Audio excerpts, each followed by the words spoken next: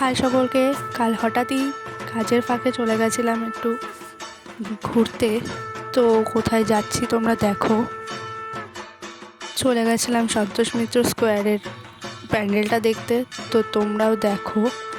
আর সেখানে গিয়ে কি কি হয়েছে আমার সাথে সেগুলোও দেখতে থাকো তোমরা। তো ফাইনালি দেখো, প্যান্ডেলের কাছে প্রায় পৌঁছে গেছি। আর প্যান্ডেলটাও এবার দেখো।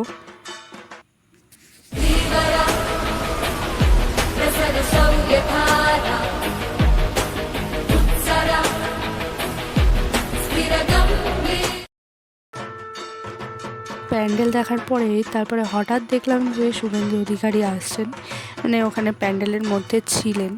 তারপরে উনি যখন এখান থেকে বেরোচ্ছিলেন তো তখন কিছু ভিডিও ক্লিপ আমি নিয়ে নিয়েছিলাম।